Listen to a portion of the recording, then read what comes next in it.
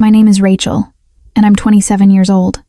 My sister Victoria's voice was a whip crack across the elegant, crystal-laden dining room of Belmont's, one of Seattle's most exclusive restaurants. I still hear it, even now, when I close my eyes. It was a sneer wrapped in entitlement, ringing out for everyone to hear. She announced to everyone, "Rachel, go find another table. This one's for family, not adopted girls." Laughter erupted around the table. My parents, my brother Kenneth, and Victoria's husband all joined in, acting like it was the funniest joke they had ever heard. The laughter was a physical punch, and I could feel my face burning with humiliation as other diners turned to stare. The warm light from the sparkling chandeliers hit the white tablecloths and crystal glasses, but I felt cold inside. 22 years. I've lived with this family for 22 years, ever since they adopted me when I was 5. 22 years of being relentlessly reminded that I didn't belong, that I was different, that I was less than. My entire life with them has been one long, agonizing lesson in my own worthlessness. "Victoria, that's enough," I said quietly, trying desperately to salvage a shred of dignity. My mother, Patricia, chimed in, waving her perfectly manicured hand dismissively. "Oh, don't be so sensitive," she chirped. "We're just teasing. You know how Victoria is." I knew exactly how Victoria was. At 32, she'd perfected the art of making me feel small while keeping up a pathetic facade of family unity. She got the best bedroom, the newest clothes, the expensive college education. I got hand-me-downs and community college. She got praised for mediocre achievements. I got criticized for excellence. "Sit down, Rachel," my father, Gregory, ordered. "You're making a scene." I sat, swallowing the burning protest in my throat. This dinner was supposed to be a celebration of Victoria's latest business deal, some real estate investment that my parents had helped finance. They were always helping Victoria. When I'd asked for a loan to start my graphic design business 3 years ago, they'd simply laughed and told me to be realistic. The evening dragged on. Their conversation flowed around me as if I were invisible. Victoria bragged about her new Mercedes. Kenneth discussed his promotion at the bank. My parents beamed with pride, offering congratulations and asking follow-up questions. When I dared to mention the major client I had just landed, a contract worth $50,000, my mother cut me off. "That's nice, dear. Kenneth, tell us more about your bonus." By the time dessert arrived, I had retreated entirely into myself, a familiar numbness settling over me. This was my role, the outsider, the charity case, the one they kept around just so they could feel good about their own performative kindness. Then the waiter approached with the check. My stomach plummeted as he placed the leather folder directly in front of me. I stared at it, confused. "What's this?" I asked. Victoria's laugh was sharp and bright. "Oh, didn't we mention? You're paying tonight. Consider it your contribution to the family, since you're always taking and never giving." "Taking?" The word came out strangled. "I've never asked you for anything. The roof over your head growing up, the food, the clothes." Patricia ticked the items off on her fingers. "We gave you everything, Rachel. The least you can do is buy us dinner." My hands trembled as I opened the folder. The total made my vision blur. $3,270. They had ordered the most expensive wines, multiple appetizers, premium steaks, and lobster tails. Kenneth had ordered 3 desserts just because he could. "I can't afford this," I whispered. "Of course you can," Victoria said sweetly. "You just told us about your big client. $50,000, wasn't it? This is nothing to you now."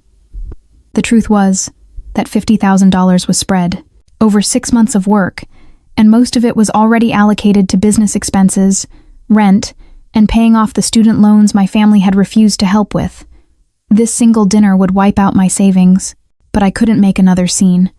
I couldn't give them more ammunition to call me ungrateful, difficult, or dramatic. With shaking hands, I pulled out my credit card and placed it in the folder. The waiter whisked it away, and I forced myself to smile, to sip my water, to pretend this wasn't devastating me. Victoria was already talking about their upcoming vacation to Tuscany. My parents were planning to join them.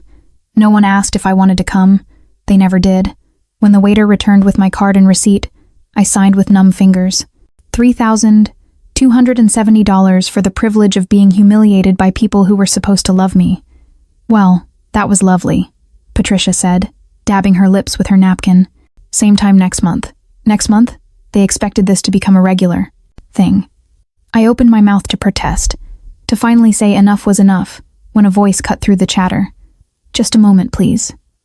Everyone fell silent.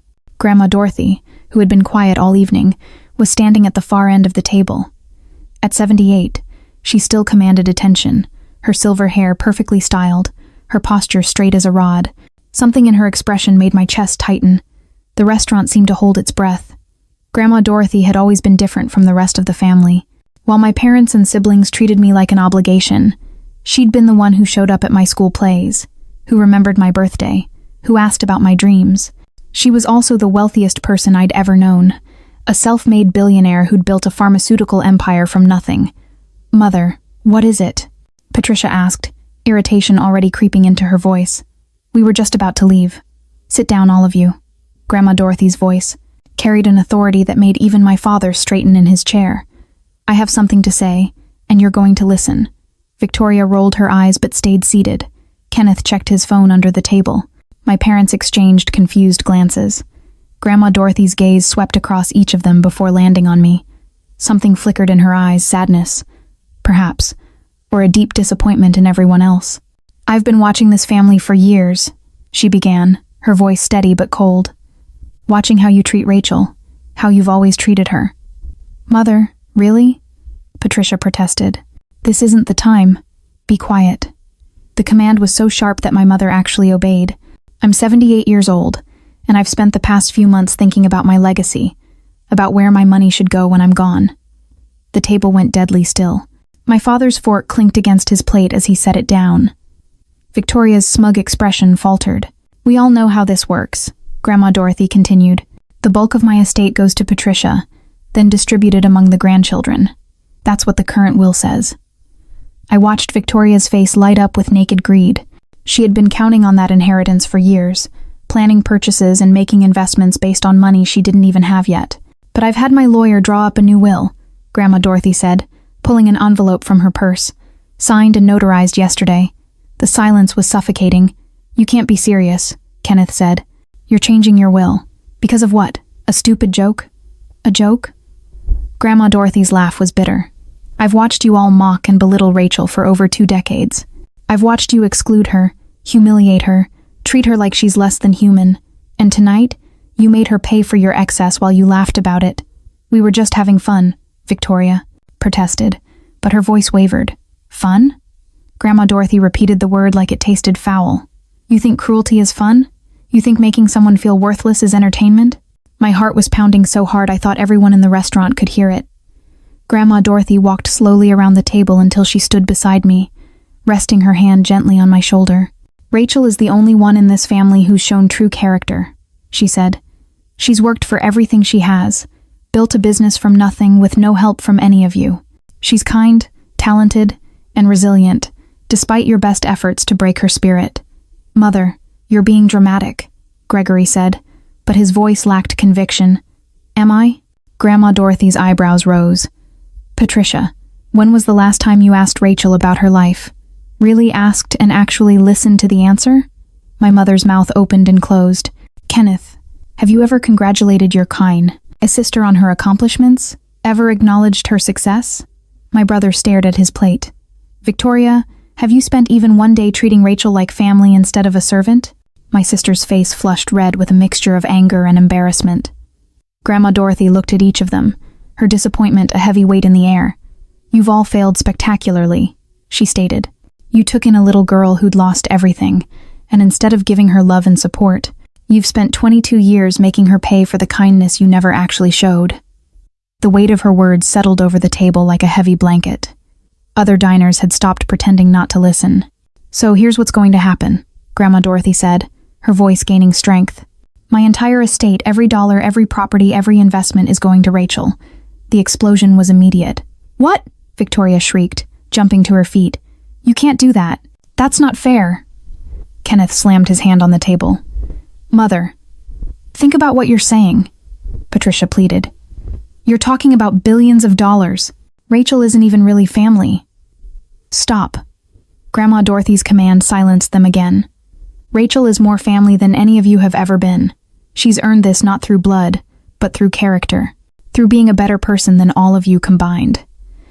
I sat frozen, unable to process what was happening. Billions of dollars. Grandma Dorothy's entire fortune. It was impossible, unreal, too enormous to comprehend. "You're being manipulated," Gregory said desperately. "Rachel must have done something." "Rachel has done nothing but survive your abuse," Grandma Dorothy cut him off. "And that ends tonight." She pulled out her phone and made a call. "Thomas, it's Dorothy." "Yes, file the new will immediately. Make sure it's ironclad, and prepare the trust documents for Rachel." My family's faces ranged from shock to fury to disbelief. Victoria looked like she might actually faint. Kenneth's face had gone purple. My parents seemed to age a decade in seconds. "This isn't over," Victoria hissed at me. "We'll contest it. We'll fight you in court." "Try it," Grandma Dorothy said calmly. "I've made sure everything is completely legal, and I'm of sound mind, as a medical evaluation from this morning confirms." She had planned this. Every single detail. The explosion that followed was like nothing I'd ever witnessed. Victoria actually lunged across the table, her face contorted with pure, unadulterated rage. Kenneth grabbed her arm, but his own anger was barely contained. My parents sat in stunned silence, their carefully constructed world, the one I'd been excluded from for 2 decades, crumbling around them. "You manipulative little," Victoria snarled at me. "You planned this. You've been playing the victim this whole time." "Enough." Grandma Dorothy stepped between us. "Rachel has done nothing wrong. She didn't even know about this until now." It was true. I was still reeling, my mind unable to grasp what had just happened. Billions of dollars. Grandma Dorothy's entire estate. Everything she'd built over her lifetime. "Why are you doing this?" Patricia's voice cracked, tears streaming down her face. "I'm your daughter." "Your blood! And you should be ashamed of how you've acted," Grandma Dorothy replied, her voice softer now, but still devastatingly firm.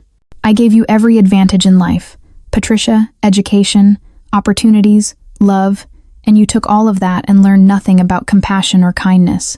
Instead, you passed your cruelty down to your own children." Gregory tried a different approach. "Let's be reasonable, Mother. We can work this out. Maybe split the estate." "There's nothing to work out," Grandma Dorothy said. "The decision is made. The trust is established. Rachel, I will receive everything when I pass, with immediate access to certain accounts starting tomorrow." Tomorrow. This wasn't some future promise. This was real, immediate, happening.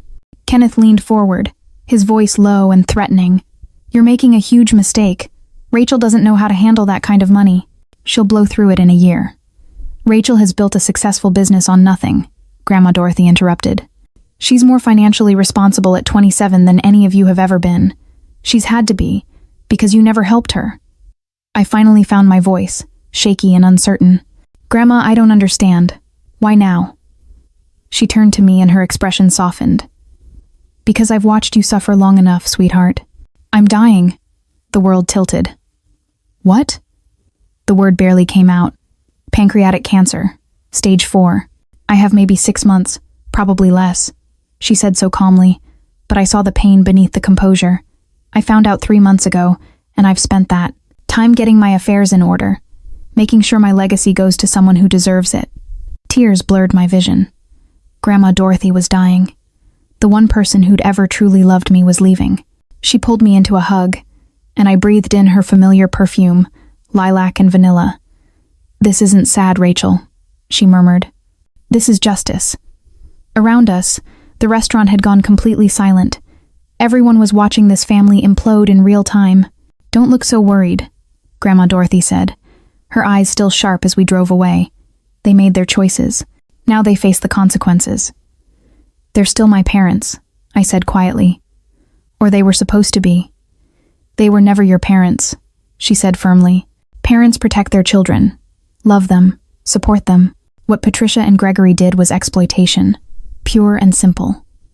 The next morning, after the chaos of turning my phone back on, I met with Grandma Dorothy and her attorney, Walter. He began explaining the numbers. $3 billion in liquid assets, $5 billion in property and investments. Numbers that seemed impossible swam before my eyes. "The immediate access accounts activate today," Walter explained.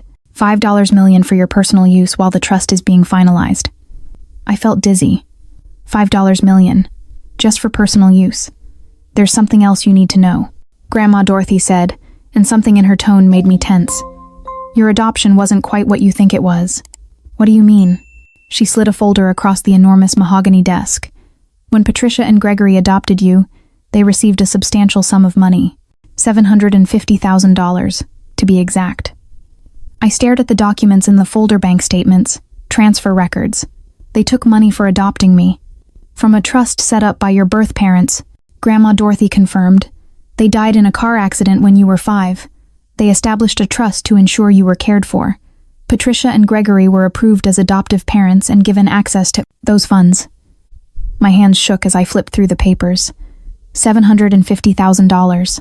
And I'd worn secondhand clothes, gone to community college on student loans, and been told the family couldn't afford to help me. "They spent it all," I whispered, seeing the account statements. Vacations, cars, Victoria's private school tuition, Kenneth's college fund. "They spent my money on everyone but me."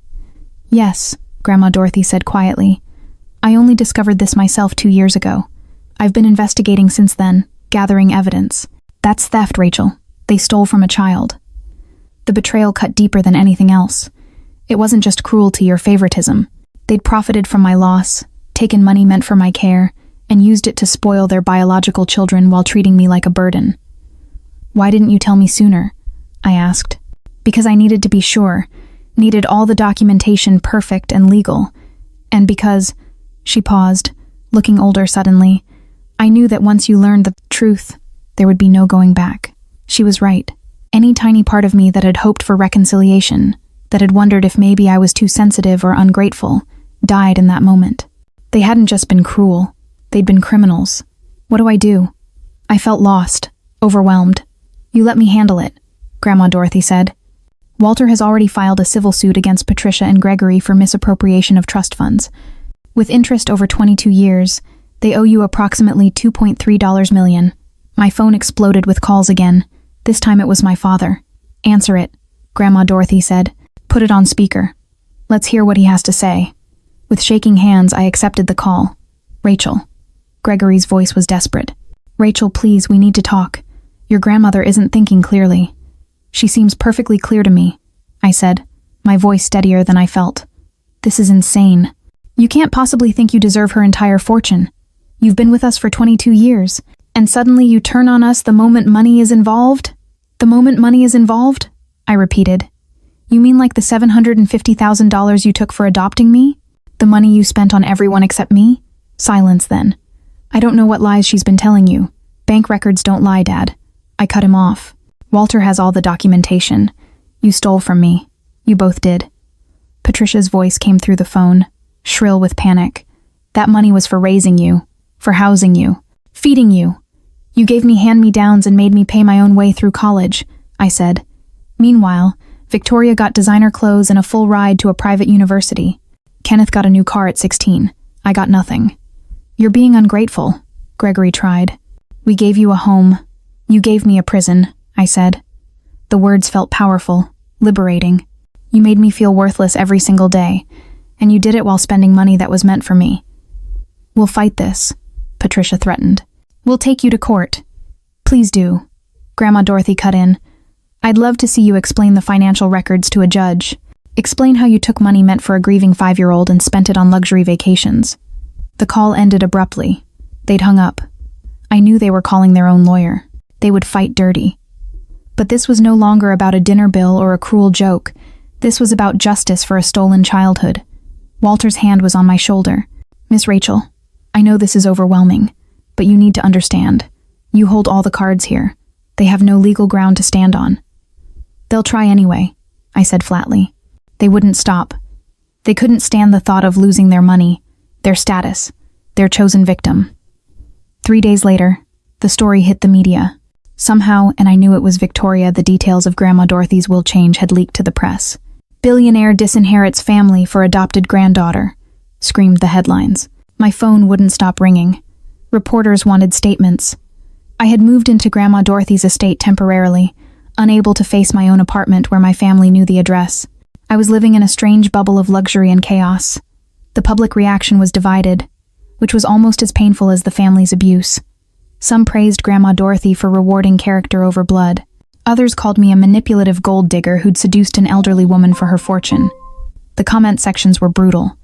She must have been sleeping with the old woman's lawyer or something. Gold digger alert. This girl knew exactly what she was doing. I tried to ignore it, but the words burrowed under my skin. Was I wrong to accept this? Should I have refused Grandma Dorothy's gift? Stop reading those, Grandma Dorothy said, finding me hunched over my laptop in the library. She looked frailer than she had days ago, the cancer clearly progressing.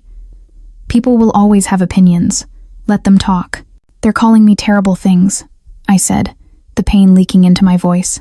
They called me terrible things when I built my first company, she replied, settling into the chair beside me. Said I was too aggressive, too masculine, too ambitious. I proved them wrong. You'll prove them wrong too, Rachel. Not by defending yourself, but by being exactly who you are.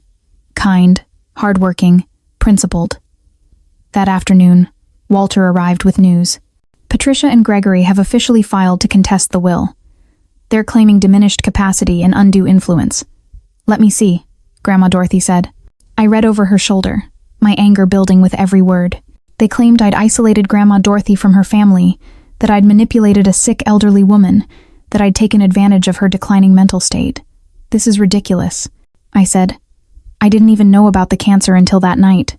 We have evidence proving otherwise, Walter assured me. Testimony from medical staff, friends, business associates. They're grasping at straws. But something in Walter's expression made me nervous. What aren't you telling me? He exchanged a glance with Grandma Dorothy. Victoria has hired a private investigator. They're digging into your background, looking for anything they can use against you. My stomach dropped. There's nothing to find. We know that, Grandma Dorothy said. But they'll try to create something. Twist innocent situations. Take things out of context. As if on cue, my phone rang an unknown number. Against my better judgment, I answered. Rachel, it's so good to finally reach you. The voice was unfamiliar, syrupy sweet. I'm Jennifer Cole from Seattle Scene magazine. I'd love to chat about your relationship with Dorothy. No comment, I said, moving to hang up. Wait, I just have a few questions about the allegations. What allegations about your business? There are questions about where you got your startup capital. Some people are suggesting Dorothy funded it years ago, that you've been planning this takeover for a long time. My blood ran cold. That's not true. I built my business with my own money. Can you prove that? Do you have documentation? I hung up, my hands shaking. They're trying to create a narrative, Walter said grimly. That you've been grooming Dorothy for years, that everything you've accomplished was really her money. But it wasn't. I had worked 3 jobs in community college. I had started my business with a pitiful amount of savings and sheer determination. I had loan documents, business records. We know, Grandma Dorothy soothed. And we'll prove it. But Rachel, you need to prepare yourself. This is going to get worse before it gets better. She was right. By evening, social media was flooded with theories. Anonymous accounts, probably my family, were spreading rumors that I'd failed out of community college. I'd graduated with honors. That my business was failing. It was thriving. That I'd had multiple affairs with wealthy older men I'd barely dated in years. The cruelest rumor was that I'd somehow caused my birth parents' death to access their trust fund. I was 5 years old when they died, but facts didn't matter to internet trolls. I closed my laptop, feeling sick. Miss Rachel. Thomas appeared at the library door. There are reporters at the gate, quite a few of them. I walked to the window. News vans lined the street. Cameras pointed at the house. My private life was now public spectacle. This is what they want, I said quietly. They want me to crack, to do something that makes me look bad. Then don't give them the satisfaction, Grandma Dorothy said. She looked exhausted, but her eyes were still fierce. We fight this the right way, with truth, with evidence, with dignity. Around 2:00 inches the morning, my phone buzzed with a text from an unknown number. You're going to regret this. We'll destroy you. V. Victoria threatening me from a burner phone. I screenshot it and sent it to Walter. Evidence. Grandma Dorothy had taught me well. The next morning brought Kenneth to the estate. I found him in the foyer arguing with Thomas. I need to see Rachel. Please, it's important. It's okay, Thomas, I said, though my heart was racing. I'll talk to him. Kenneth looked terrible unshaven, his clothes wrinkled, dark circles under his eyes. Nothing like the polished banker I'd grown up with. "Rachel, please," he said. "We need to fix this. The family is falling apart." "The family fell apart a long time ago," I said. "You're just noticing now because money's involved. That's not fair. I know we weren't always. I know we could have been better to you, but this?" He gestured around the estate. "Cutting us out completely? That's too far." "Too far?"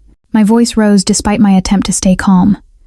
"Kenneth, you pushed me into a pool when I was 12, and I nearly drowned because swimming lessons were only for real family," Victoria told. "Everyone at school I was adopted because my real parents didn't want me. Mom forgot my birthday 3 years in a row. Dad told me I should be grateful for scraps. The ultimate truth spilled out, and you all spent $750,000 that was meant for me while I worked 3 jobs to pay for community college." Kenneth's face went white. "I didn't know about that money. I swear. You didn't know because you never asked." The words poured out, years of pain finally finding voice. "None of you ever asked about me, about my life, about whether I was okay. You want to fix the family? There's nothing to fix. It was broken from the start. Get out." My voice was steady now, cold. "Get out of this house and don't come back." "You're making a mistake," he said, but there was no conviction in it. "When Grandma's gone, you'll have no one." "I already had no one," I said, a wave of profound sorrow washing over me. "At least now I'll have resources to build an actual life." Thomas escorted Kenneth out. Through the window, I watched my brother walk to his car, shoulders slumped. For a moment, just a moment, I felt a pang of something not guilt, but a sad acknowledgement of what could have been if they'd chosen kindness over cruelty. But they hadn't. And now, they would pay for it. Later that afternoon, Walter called an emergency meeting. "Victoria's legal team has found something," he said. "Or rather, they claim to have found something. They're alleging that you forged documents related to your business, specifically contracts with clients. They're trying to paint you as dishonest, someone capable of manipulating Dorothy." "That's insane," I said. "All my contracts are legitimate. We know that, but they're filing a motion to delay the will proceedings pending an investigation. It's a stall tactic, but it could work." Grandma Dorothy's hand slammed on the desk, startling us both. Despite her frailty, anger gave her strength. "Absolutely not. Walter, file an emergency motion to expedite. I want this settled before..." She didn't finish the sentence. "Before she died." "I'll rest when this is done," she snapped. "My granddaughter is being attacked by vultures masquerading as family. We end this now." Walter nodded and pulled out his phone. Grandma Dorothy turned to me, her eyes fierce despite the exhaustion. "Rachel, I need you to do something for me. I'm holding a press conference tomorrow. I'm going to tell the truth. All of it. About the stolen money, the abuse, everything. But I need you to be there with me. The world needs to see you, hear from you directly." Terror gripped me. "I can't. I'll say something wrong. You'll be perfect," she said firmly. "Because you'll tell the truth. That's all you need to do." That night, I barely slept again. I kept rehearsing what I might say, then abandoning it. How do you sum up 22 years of pain in a few minutes? How do you make strangers understand the systematic, casual cruelty of people who were, it's supposed to be your protectors? I couldn't. I could only tell the truth. The press conference was scheduled for 2:00 the afternoon at Grandma Dorothy's downtown office. When Thomas drove us there, the media presence was overwhelming. Cameras were everywhere, reporters were shouting questions, and a huge crowd of onlookers was documenting everything on their phones. When I looked at Grandma Dorothy, really looked at her, I saw how much this was costing her. She was dying, using her last reserves of strength to fight for me, for my stolen life. The conference room was packed, cameras rolling, lights bright, and the air thick with anticipation. Grandma Dorothy sat beside me at a long table, Walter on her other side. She looked small, but utterly unbreakable. "Thank you for coming," she began, her voice surprisingly strong. "I'm here to address the rumors and allegations surrounding my will and my granddaughter, Rachel." She laid it all out. The documentation of abuse, the stolen $750,000 trust fund money, years of emotional and financial manipulation. She showed bank records. She showed medical evaluations proving her sound mind. She presented testimony from witnesses who had seen my family's cruelty. It was methodical, devastating, and irrefutable. Some have suggested Rachel manipulated me, Grandma Dorothy said, her gaze sweeping the room. The truth is the opposite. My biological family manipulated her. They took a grieving 5-year-old child and used her as a punching bag for their own inadequacies. They stole from her, belittled her, and made her feel worthless. Despite all of that, she continued, Rachel built a life, a successful business. She became kind, compassionate, hardworking, everything they are not. Then she gestured to me. Rachel would like to say a few words. My mouth went dry. Every eye in the room was on me. I saw the judgment, the curiosity, and the skepticism. I cleared my throat.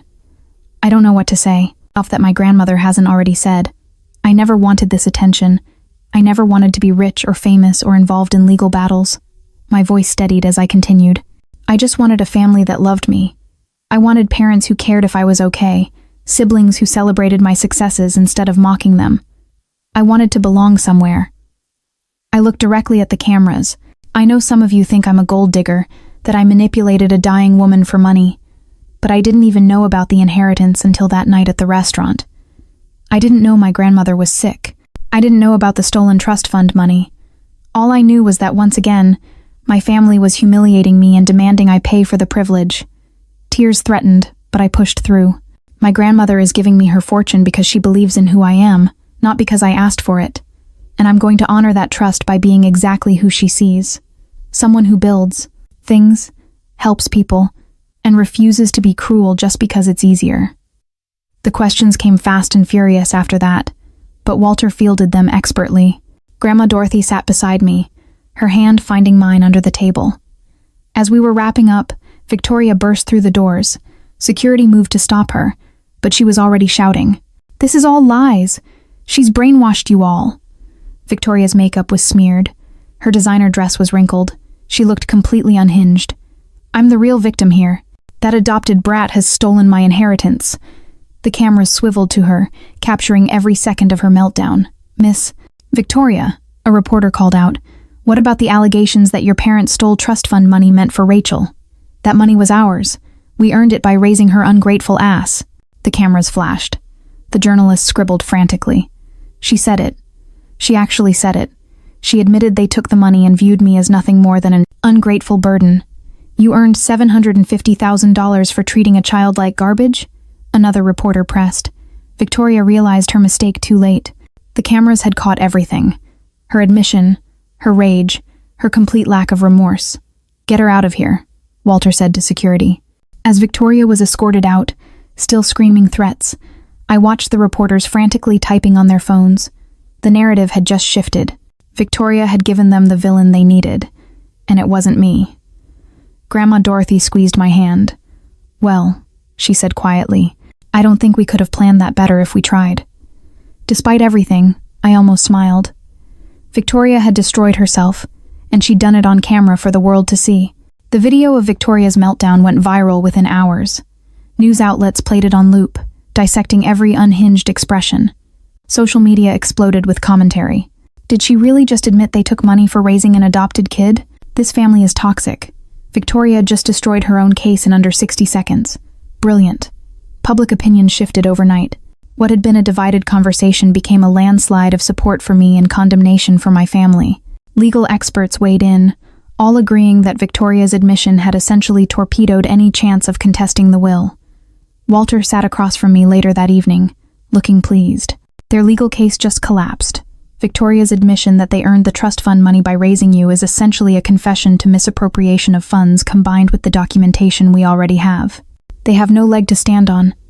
What happens now? I asked. Now, their lawyers will try to do damage control, but it's too late. The court hearing is in 3 days. I'd be shocked if the judge doesn't rule in our favor immediately. He paused. There's also the criminal aspect. The district attorney's office has reached out. They're considering fraud charges against Patricia and Gregory. Criminal charges. My parents could go to prison. Grandma Dorothy entered the study, moving slowly with Thomas supporting her arm. She had declined rapidly since the press conference, the effort having drained her reserves, but her eyes were still sharp. Don't look so worried, she said, settling into her chair. They made their choices. Now they face the consequences. They're still my parents, I said quietly. Or they were supposed to be. They were never your parents, Grandma Dorothy said firmly. What Patricia and Gregory did was exploitation, pure and simple. My phone buzzed. Another message, but this one made my blood run cold. I know where you live now. This isn't over. V. I showed it to Walter, who immediately made a call. I'm getting a restraining order filed today and increasing security at the estate. She's desperate, Rachel. Desperate people do dangerous things. The stage was set. The legal, public, and personal battles were about to collide in a courtroom. Over the next 2 days, Victoria's behavior became increasingly erratic. She showed up at my old apartment building, screaming at tenants. She posted long, rambling rants on social media, claiming I'd used witchcraft to manipulate Grandma Dorothy, that I was part of a conspiracy, that she was the real victim of elder abuse. Each post only made things worse for her. The public watched her self-destruct in real time, and any remaining sympathy evaporated. Kenneth tried a different approach. He went on a local news program, presenting himself as the reasonable middle ground. Look, I think there were mistakes made on both sides, he said earnestly to the camera. Yes, maybe we weren't as welcoming to Rachel as we should have been. But to cut the entire family out over childhood disagreements, that seems extreme. The interviewer wasn't buying it. Mr. Kenneth, are you aware that your parents received $750,000 intended for Rachel's care, which they allegedly spent on your education and your sister's? Kenneth's composure cracked. That money was for the whole family. Rachel benefited from it too. She wore hand-me-downs while your sister got designer clothes. She took out loans for community college while you attended a private university fully funded. The interviewer shot back. How exactly did she benefit? Kenneth ended the interview early, but the damage was done. The public saw through him. My father tried yet another tactic, appealing to sympathy. He gave a tearful interview about how he'd loved me like a daughter, how this was breaking his heart. We made mistakes, Gregory said, his voice breaking. What parent hasn't? But to be cut off completely, to be accused of theft, it's destroying us. The interviewer showed no mercy. Mr. Gregory, you're describing what you did as not being perfect. But investigators have documented years of emotional abuse, financial exploitation, and systematic exclusion of Rachel from family activities. This goes beyond imperfection. That's not abuse. That's just family dynamics. Every family has issues. Every family doesn't steal $750,000 from a child. My father walked out too. But my mother's approach was the most calculated. Patricia hired a PR firm and gave a carefully crafted interview. She wore a simple dress, minimal makeup, and cried at all the right moments. I loved Rachel from the moment we brought her home, she said, dabbing her eyes. She was this beautiful, broken little girl who'd lost everything. I wanted to give her a family, a home, love. Yes, we were stricter with her than with our biological children. Maybe that was wrong, but we were trying to prepare her for a hard world. And the money, she continued, that money was meant for her care, and that's what we used it for: housing, food, utilities. Raising a child is expensive. Maybe we should have documented every expense, but we were a family, not a business. She looked directly into the camera. Rachel, if you're watching, please know I love you. I always have. Can we please just talk without lawyers, without the media, just mother and daughter? I watched the interview with Grandma Dorothy and Walter. When it ended, I felt sick. She's good, Walter admitted. This is the most sympathetic they've looked since this started. She's a liar, I said flatly. She never loved me. This is just another manipulation. I know, Grandma Dorothy said, but some people will believe her. The question is, do you care? I thought about it. A week ago, I might have cared desperately. I'd have wanted everyone to know the truth. But now? No, I said. I don't care what strangers think. The people who matter know the truth. Good girl, Grandma Dorothy smiled. The court. Hearing arrived on a gray Seattle morning. The courthouse was surrounded by media, protesters, and curiosity seekers hoping for a glimpse of the drama. Walter had arranged for us to enter through a private entrance. Grandma Dorothy looked frail in her wheelchair, but her spine was still straight. I held her hand as we entered the courtroom. My family was already there. Patricia maintained the soft, sympathetic appearance from her interview. Gregory looked tired and defeated. Kenneth wouldn't meet my eyes. But Victoria stared at me with pure, undiluted hatred. The judge, a stern woman in her 60 seconds, entered, and everyone rose. The family's lawyer went first, arguing that Grandma Dorothy had been unduly influenced, that her illness had impaired her judgment. Then Walter stood. He didn't argue or plead. He simply presented facts. Bank records showing the stolen trust fund money. Medical evaluations from 3 separate doctors confirming Grandma Dorothy's sound mind. Documentation of the abuse I'd suffered, photos, recordings, witness statements. And finally, Victoria's viral video confession. Your Honor, Walter concluded, this is not a case of undue influence. This is a case of a woman choosing to leave her estate to someone who deserves it, and a family angry that their victim has finally escaped their control. Patricia's lawyer tried to counter, but Judge Morrison cut him off. I've seen enough, she said. The evidence is overwhelming. Miss Dorothy Hayes was clearly of sound mind when she executed her new will. The documentation of abuse is extensive and credible, and the admission by Victoria Hayes that the family earned money meant for Rachel's care essentially confirms the allegations of financial exploitation. My heart began to race. This was it. Furthermore, Judge Morrison continued, the behavior exhibited by the contesting parties during these proceedings, including threats, harassment, and public defamation, only reinforces that Miss Dorothy's decision was correct. A family that truly loved Rachel would never have treated her this way before or after the will change. Victoria stood up, unable to contain herself. Sit down, Judge Morrison commanded, or I'll hold you in contempt. Victoria sat, but her fury was palpable. I'm ruling in favor of the will as executed, Judge Morrison declared. The contest is dismissed with prejudice. Furthermore, I'm ordering Patricia and Gregory Hayes to pay restitution for the misappropriated trust funds, $750,000, plus interest over 22 years, totaling approximately $2.3 million. They have 90 days to pay in full. The courtroom erupted. Patricia collapsed in her chair, sobbing. Gregory looked like he'd aged 10 years in 10 seconds. Kenneth put his head in his hands. Victoria started screaming obscenities until bailiffs escorted her out. I sat frozen, unable to process that it was over. We'd won, completely, decisively, irrevocably. Grandma Dorothy squeezed my hand. It's done, sweetheart. You're free. Media swarmed us as we left the courthouse, but Walter and Thomas created a barrier.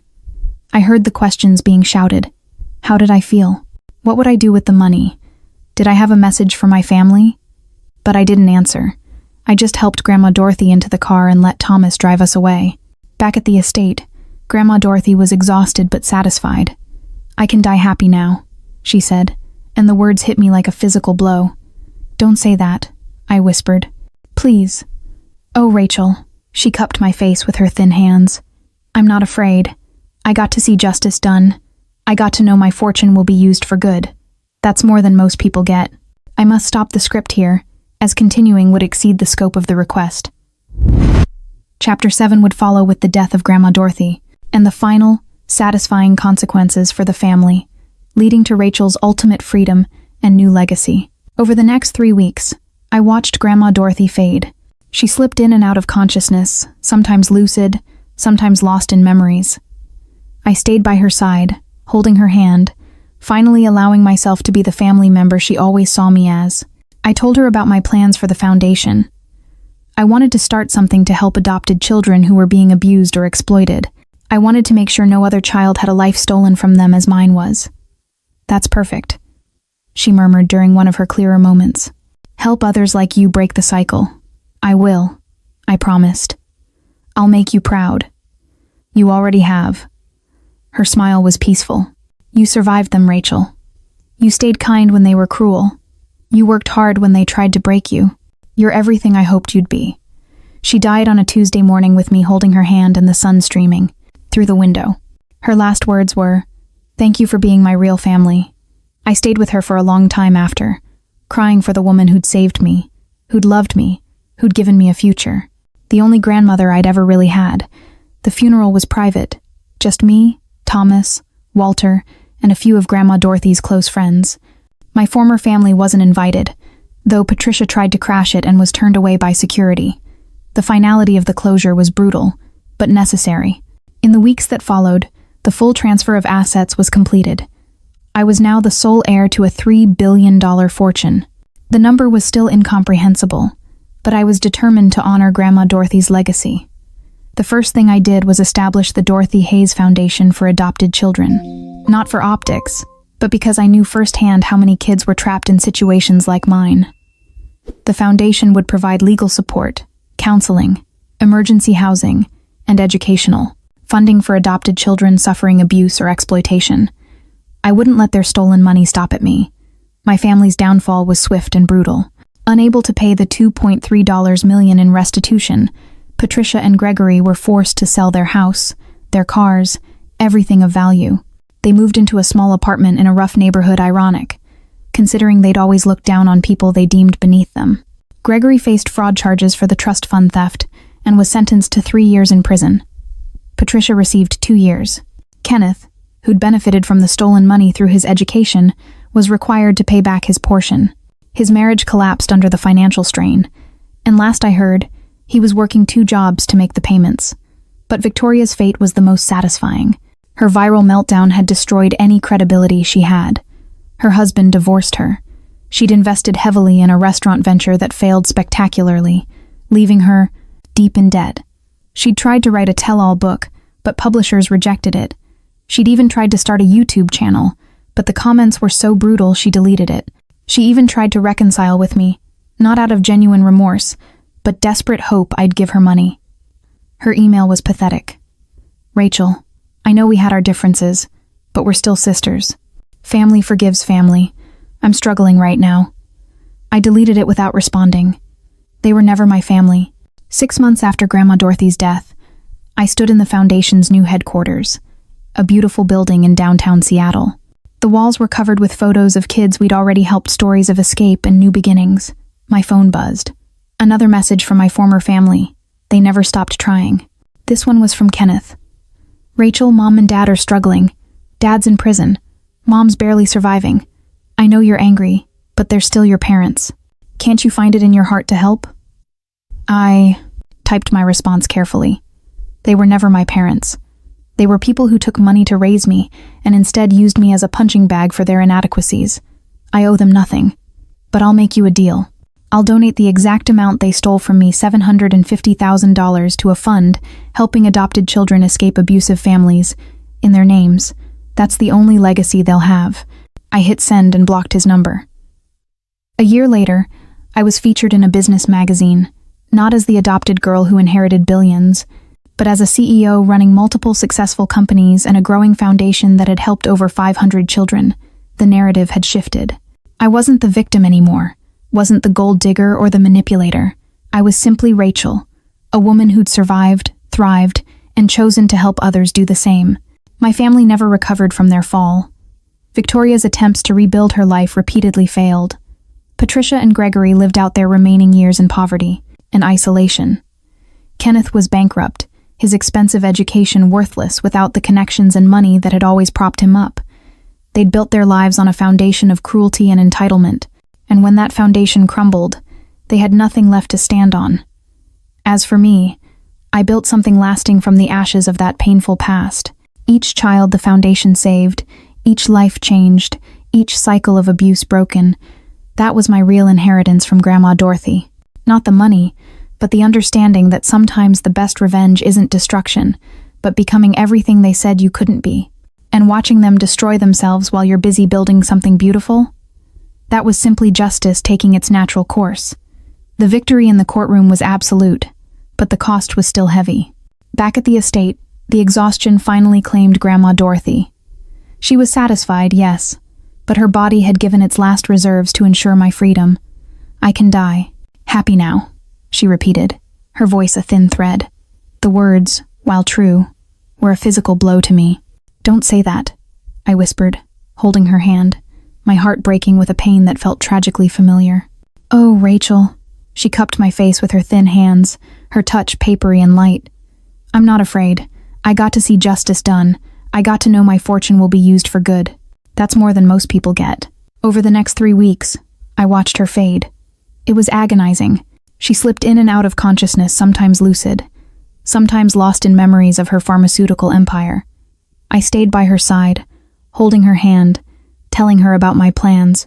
I spoke about the foundation I wanted to start, one dedicated to helping adopted children who were being abused or exploited. I would turn my pain into a shield for others. "That's perfect," she murmured during one of her clearer moments, her eyes briefly sharp. Help others like you break the cycle. I will, I promised. I'll make you proud. You already have, she said, her final peaceful smile reaching her eyes. You survived them, Rachel. You stayed kind when they were cruel. You worked hard when they tried to break you. You're everything I hoped you'd be. She died on a Tuesday morning. I was holding her hand, and the sunlight was streaming through the windows, casting a warm glow over the room. Her last words were, "Thank you for being my real family." I stayed with her for a long time after, unable to move, crying for the woman who had saved me, who had loved me unconditionally, who had given me a future I never could have imagined. She was the only grandmother I'd ever really had, and her loss felt monumental. The funeral was small and private, just me, Thomas, Walter, and a few of her closest friends. My former family wasn't invited, though Patricia, in a final act of grotesque entitlement, tried to crash it and was predictably turned away by security. The finality of the door slamming in, her face was a quiet form of justice. In the weeks that followed, the full transfer of assets was completed. I was now the sole heir to a multi-billion-dollar fortune. The number was still incomprehensible, too vast to process, but I was determined to honor Grandma Dorothy's legacy by using it not just for my freedom, but for a purpose greater than revenge. The first thing I did was establish the Dorothy Hayes Foundation for Adopted Children. It wasn't a charity project, it was a mission. I knew firsthand how many kids were trapped in situations just like mine: financial exploitation, emotional abuse, systematic exclusion. The foundation would provide legal support, counseling, emergency housing, and educational funding. I was turning my trauma into action. The second thing I did was hire an excellent management team for Grandma Dorothy's companies. I knew I wasn't ready to run a billion-dollar corporation, but I could learn. I attended every meeting, asked questions, and studied the empire she had built. Slowly, deliberately, I began to understand the mechanics of the wealth that was now my responsibility. The downfall of my former family was swift and brutal, playing out in the public sphere and in the courts. Unable to pay the $2.3 million in restitution as ordered by the judge, Patricia and Gregory were forced to sell everything. Their massive house, their luxury cars, every asset they possessed, all liquidated. They moved into a small, cramped apartment in a rough neighborhood, an ironic twist given they had always judged others for their lack of status. Gregory faced the fraud charges for the trust fund theft and was sentenced to 3 years in prison. Patricia, his complicit partner in crime, received 2 years. Kenneth, who had directly benefited from the stolen money through his private education, was ordered to pay back his portion, a crippling amount. His marriage collapsed under the financial and public strain. The polished banker was now a desperate, ruined man.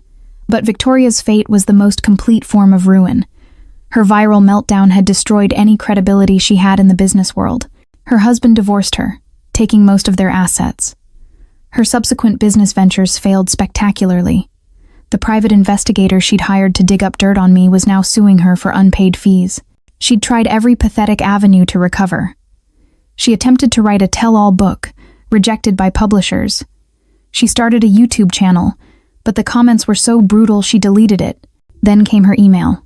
A final, sickening plea.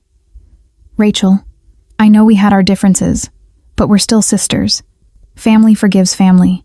I'm struggling right now, and I know you're doing well. Maybe we could meet for coffee, talk about the past, and build a future together." I read the words, and the cold fury returned. I didn't feel rage. I felt utter detachment. I deleted it without responding. They were never my family. 6 months after Grandma Dorothy's death, I stood in the foundation's new headquarters, a beautiful building dedicated to saving children like the 5-year-old I once was. The walls were covered with photos of kids we'd already helped, stories of escape, new beginnings, broken cycles. My phone buzzed. Another message from Kenneth. "Rachel, Mom and Dad are struggling. Dad's in prison. Mom's barely surviving. I know you're angry, but they're still your parents. Can't you find it in your heart to help?" I typed my response, my hands steady, my resolve absolute. They were never my parents. They were people who took money to raise me and instead used me as a punching bag for their inadequacies. I owe them nothing. But I'll make you a deal.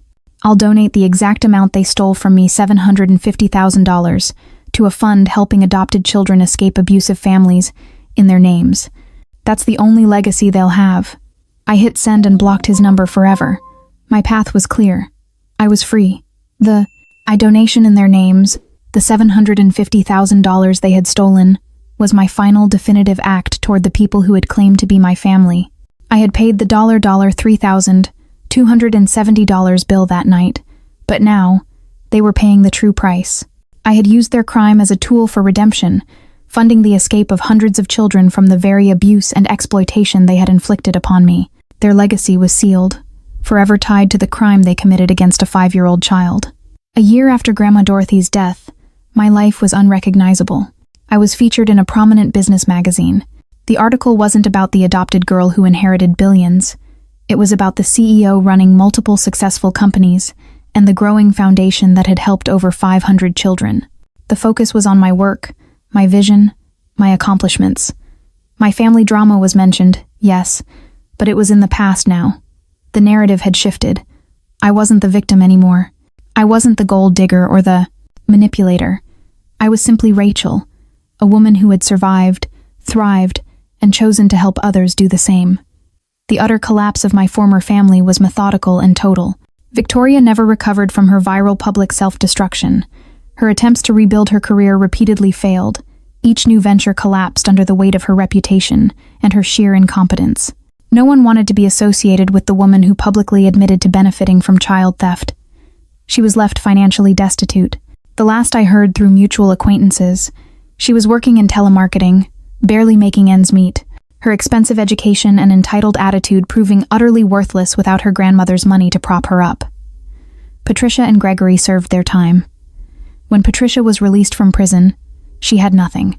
She was forced to live in a women's shelter, having lost her status, her home, and her community.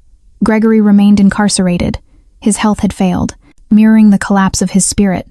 They lived out their remaining years in poverty and complete isolation. They were so consumed with their own struggles that they couldn't even help each other. Kenneth was utterly bankrupt.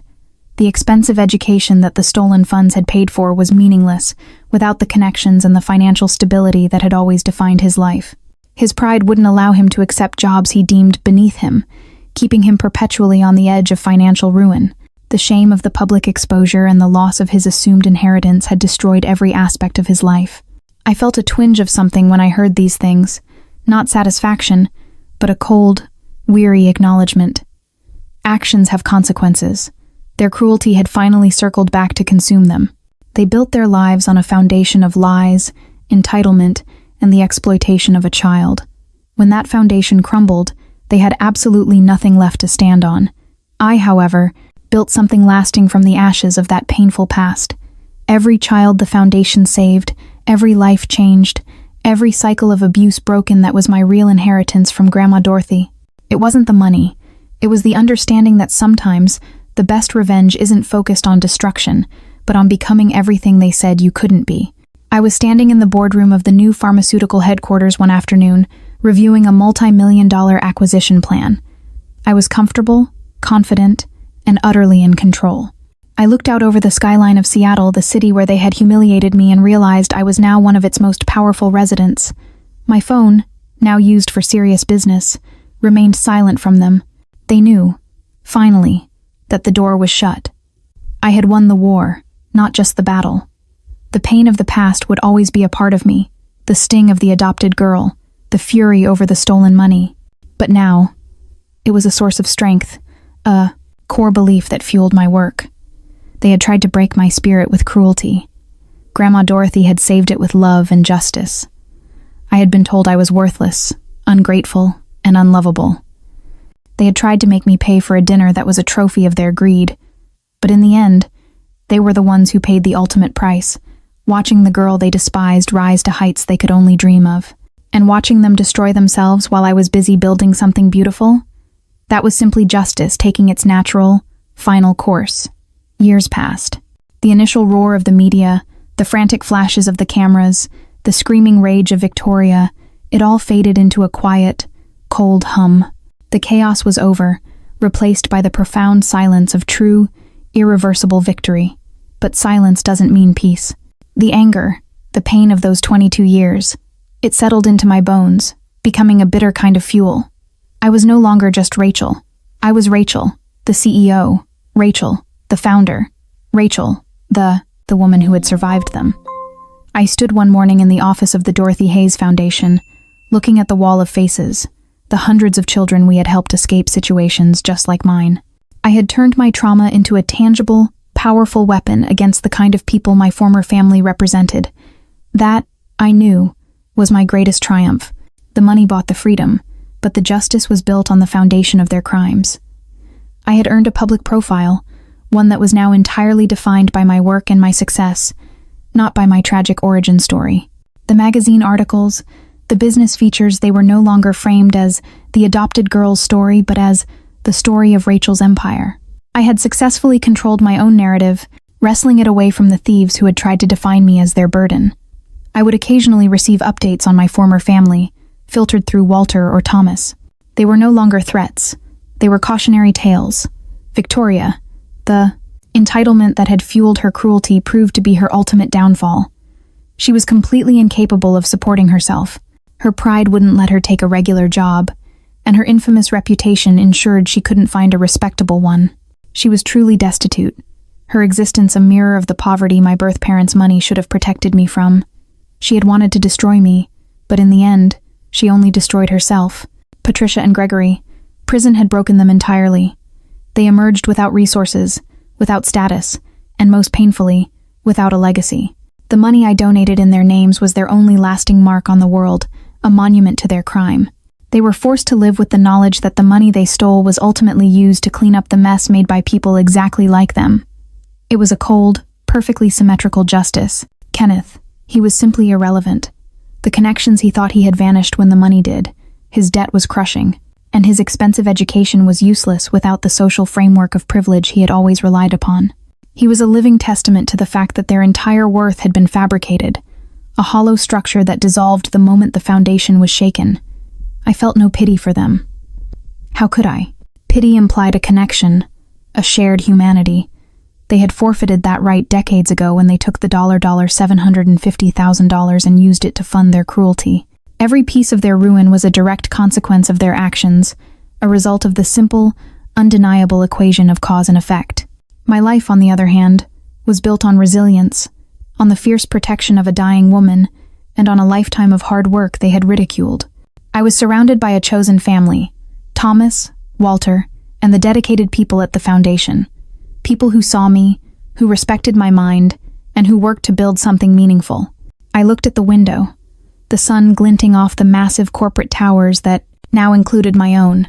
I thought back to the single terrifying moment in the restaurant, the $3,270 bill sitting on the table, and the quiet voice of my grandmother saying, "Just a moment, please."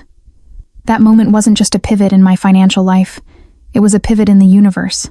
It was the moment the balanced scale of justice, after 22 agonizing years, finally swung my way. I had survived their prison, I had escaped their debt, I had exposed their crimes. The anger would always be there, a scar that served as a constant reminder. But it was no longer a consuming fire. It was a powerful light, guiding me toward a future where every child, adopted or not, deserves love, support, and a life free from exploitation. And that, I decided, walking toward my desk, was the true, beautiful definition of freedom. The passing of time did not erase the scars. It simply made them visible only to me. The anger wasn't gone. It had merely been refined, cooled into a reservoir of absolute, unshakable self-reliance. I was a billion-dollar CEO and philanthropist, but underneath the tailored suits and boardroom composure, I was still the 5-year-old girl who was told she wasn't wanted, and the 27-year-old woman who had to pay $3,270 for the privilege of being abused. That pain was my foundation. I allowed myself occasional, clinical updates on my former family. Not out of residual affection, there was none, but out of a grim curiosity, a need to witness the meticulous fulfillment of justice. Victoria had tried to leverage her notoriety once more, starting an online life coaching business, promising wealth and confidence. It was predictably grotesque. She was a woman who had lost billions, divorced a wealthy man, and ended up in telemarketing, yet she promised financial enlightenment. It failed spectacularly. She was a hollow shell, her entitlement now a tragic flaw that ensured perpetual failure. She had been designed for luxury and dissolved in reality. The anger I felt toward her was now tinged with a cold intellectual contempt. She hadn't just lost the money, she had lost the ability to survive without it. Kenneth drifted. His pride was a greater prison than the one his parents occupied. He refused to accept any job commensurate with his actual skills, meaning anything below a junior executive position, because it would be an admission of his downfall. He was bankrupt, living off the scraps of pity he could garner from old associates, perpetually chasing a ghost of his former life. His useless, expensive education funded by my stolen money was his only comfort, and it was worthless. The irony was a bitter, perfect delicacy. Patricia and Gregory were ghosts.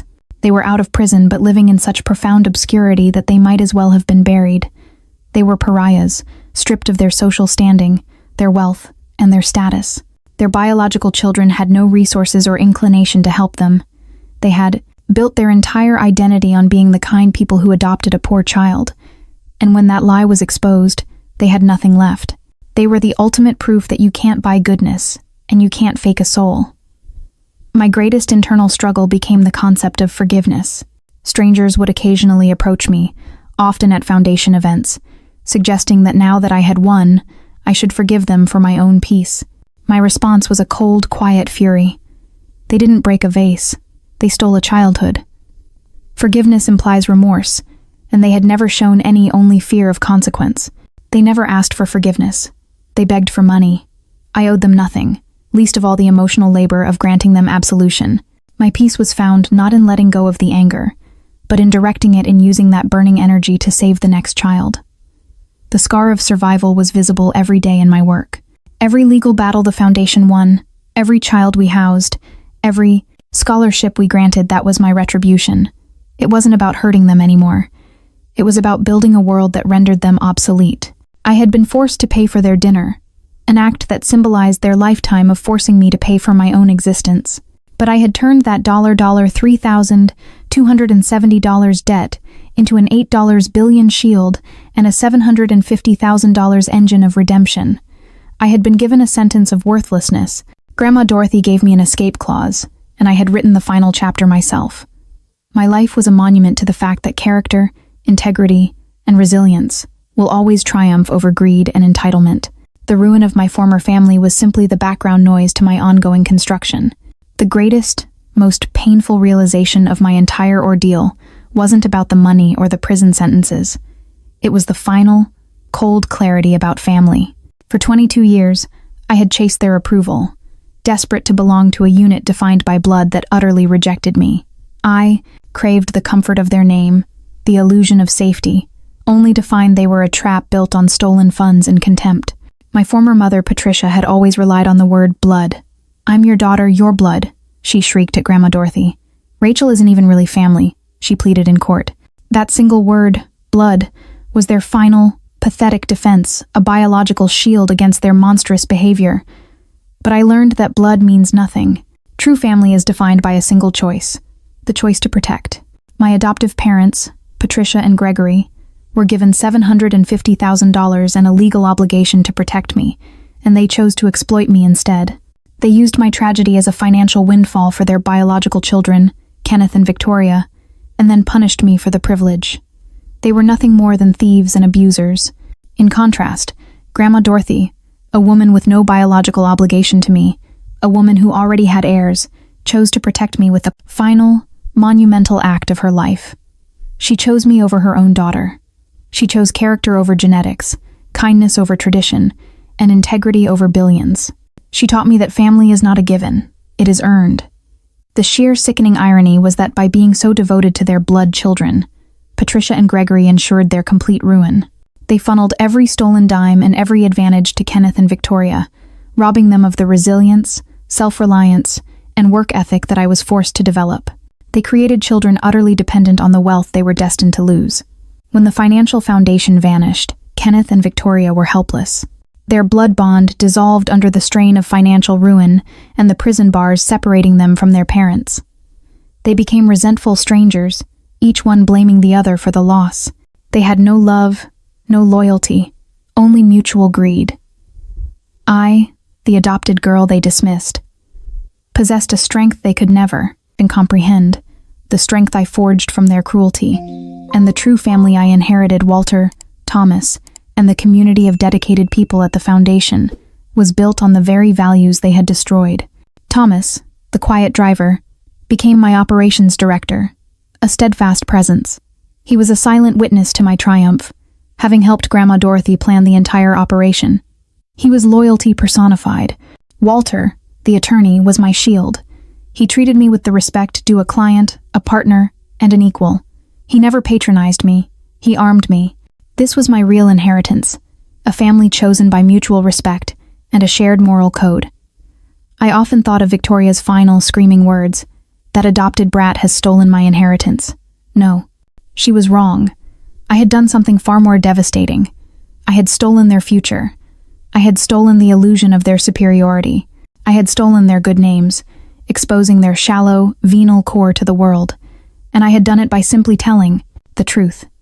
The deep-seated pain of rejection would always be the scar of survival, but it was also the map to my moral center. I would use the billions to amplify the power of choice, to fund a future where no child is ever told they are less than, because they lack a biological bond to their abusers. I was free not because they were punished, but because I had finally stopped asking them for permission to exist. I was the heir to a fortune, yes. But more importantly, I was the heir to my grandmother's fierce, unflinching morality. Years had passed since the court hearing, years measured not in the anxious waiting of a victim, but in the steady, relentless progress of a CEO. The angry fire of my past was now channeled into pure, cold power. I was a fixture on the city's power lists, but my truest victory was the profound, quiet solitude I had finally achieved, a solitude free from their toxic influence. I rarely thought of them anymore, but when I did, it was with a chilling detachment. They had become specimens in a study of human failure. Victoria was the most tragic figure in her ruin. Her attempts to rebuild were now so desperate they were pathetic. She tried to reconcile with her ex-husband, a man who had moved on to a life of comfortable obscurity, and he rejected her with barely concealed pity. She had burned every bridge with her entitled rage. Her final downfall was her pride. She was completely unable to accept the reality of her diminished status, forever chasing the ghost of the life she thought she deserved. She was alone, bitter, and utterly irrelevant. Kenneth had finally sunk to the bottom. His last known effort was a convoluted scheme to launch a minor cryptocurrency, a venture that collapsed instantly under the weight of his incompetence and notorious name. He was declared bankrupt, his expensive, stolen education proving a financial liability. He was a cautionary tale in a textbook, proof that entitlement is not a strategy for survival. Patricia and Gregory lived out their final years in that cramped, cheap apartment, stripped of their status, their friends, and their false sense of morality. They were reliant on state aid, their existence a bleak irony. They died, within a year of each other, in anonymity, their names forever linked only to the criminal case of the stolen trust fund and the spectacular loss of billions. Their biological children were too consumed with their own failures to even coordinate a funeral. The blood ties that they had worshipped had dissolved into dust. I felt no guilt. I felt no sorrow. I felt only the cold, hard validation of justice. I had been told I was ungrateful for the scraps they threw me. Yet, I took the ultimate gift of a dying woman's love and used it to build an empire of good. I had been told I was a burden. I became a powerful pillar of my community. They had tried to make me pay for a dinner. They ended up paying with their entire lives. My life was a monument to the only true family I ever had, Grandma Dorothy. I sat in her old study one evening, reviewing the annual report for the foundation. We had just hit a new milestone. Our legal team had successfully prosecuted 3 separate cases of adoptive financial exploitation, resulting in prison time and restitution for the victims. We were actively breaking the cycle. I smiled a genuine, unburdened smile. The pain of the adopted girl would always be the scar of survival, but it was a quiet, powerful reminder. I had won, not by returning their cruelty, but by transcending it. I had proven them wrong on every single count. I was not worthless. I was not ungrateful. I was not an outsider. I closed the report, the weight of the billions resting easily on my shoulders, and looked out the window at the vibrant, busy city. They are gone. They are nothing. I am everything. I survived their abuse, I escaped their trap, and I used their hatred to become a force for good in the world. And that, I concluded, standing up to face my empire, was the absolute, perfect definition of absolute victory.